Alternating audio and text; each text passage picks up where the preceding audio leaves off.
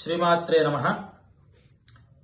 మన బొల్లారం కుటియా మందిర్లో వేంచేసి ఉన్నటువంటి మల్లికార్జున స్వామి ప్రీతి కొరకు లోకక్షేమార్థం మహారుద్రయాగం 19వ తారీఖు జనవరి 2025 రోజున భగవత్ సంకల్పంతో నిర్విఘ్నంగా ఈ కార్యక్రమం అంతా జరపడానికి భక్తులు, అర్చకులు, బ్రాహ్మణోత్తములు అందరూ కూడా ఆ దేవాలయ ప్రాంగణంలోకి విచ్చేస్తున్నారు.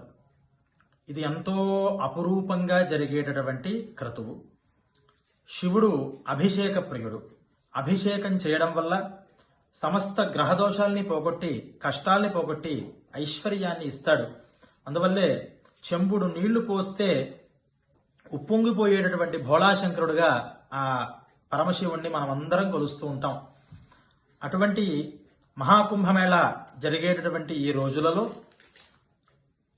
మన కుటియా మందిర్లో వేంచేసి ఉన్నటువంటి మల్లికార్జున స్వామికి 121 మంది బ్రాహ్మల చేత ఈ అపూర్వమైనటువంటి క్రతువు నడవబోతోంది.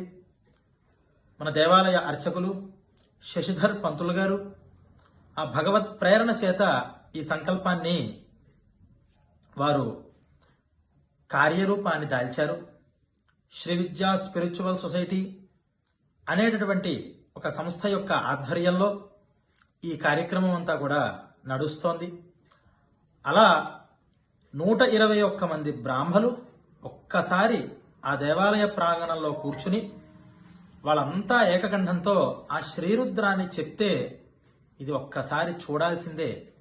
మనం చెప్పడం వల్ల తెలియదు అనుభూతి. అక్కడికి రావాలి, వచ్చి ఆ శబ్ద తరంగాల్ని, అసలు అంతమంది బ్రాహ్మల్ని ఒక్క దగ్గర మన కంటితో సద్బ్రాహ్మల్ని చూస్తేనే ఎన్నో పాపాలు పోతాయి. అలా పోవడంలో అక్కడ మంత్రధ్వనంతా కూడా వినడం వల్ల ఎంత పుణ్యం వస్తుంది అనేటటువంటిది మనం చెప్పలేం. అందరూ కూడా పొంది అనుభవించవలసిన విషయం.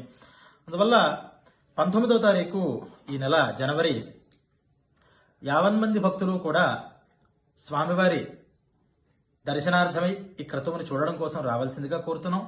ఉదయం 6 గంటల నుంచి ఈ కార్యక్రమం ప్రారంభమయ్యి మధ్యాహ్నం 12:30-1 గంట సమయానికి ముగుస్తుంది.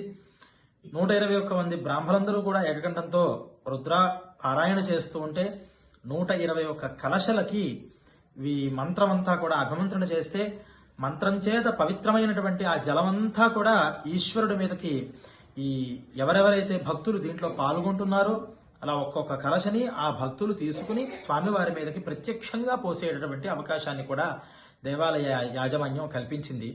అందువల్ల ఇటువంటి మహత్తర అవకాశాన్ని అందరూ కూడా సద్వినియోగం చేయవలసిందిగా కోరుతున్నాం. అభిషేకానంతరం రుద్రహోమం, పూర్ణాహుతి, ఆశీర్వచనంతో ఈ కార్యక్రమం అంతా కూడా ముగుస్తుంది. ఇటువంటి క్రతువులు ఎక్కడెక్కడైతే జరుగుతూ ఉంటాయో అక్కడ మన కుటుంబం క్షేమం, మనం ఎంత డబ్బు సంపాదించినా, ఎన్ని అసెట్స్ మనం పెట్టుకున్నా, ఎప్పుడు ఏ సమయంలో ఏ విపత్తు వచ్చి ఏ ఇబ్బంది వస్తుందో అనేది ఎవ్వరూ కూడా నిర్ణయం చేయలేరు. అటువంటి రాబోయేటటువంటి విపత్తులన్నీ కూడా పోగొట్టాలి అంటే కేవలం ఆ పరమశివుడి యొక్క అనుగ్రహం కావాలి.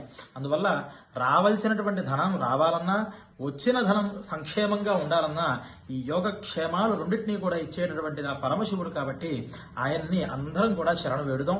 దీనివల్ల లోక కళ్యాణం జరుగుతుంది. ఎక్కడెక్కడైతే ఇంత మహారుద్ర క్రతువు జరుగుతుందో ఆ ప్రాంతం అంతా కూడా సుభిక్షంగా ఉంటుంది, సుఖశాంతులతో ఉంటుంది అని మన వేదశాస్త్రాలన్నీ కూడా ఘోషిస్తున్నాయి. అందువల్ల ఇటువంటి మహత్తరమైనటువంటి క్రతువులో అందరూ పాల్గొని అందరూ ఆ పరమేశ్వరుడు యొక్క కృపా కటాక్ష వీక్షణాల్ని పొందుతారు అని అందరినీ కూడా సాదరంగా ఆహ్వానం చేస్తూ శ్రీమాత్రే నమః.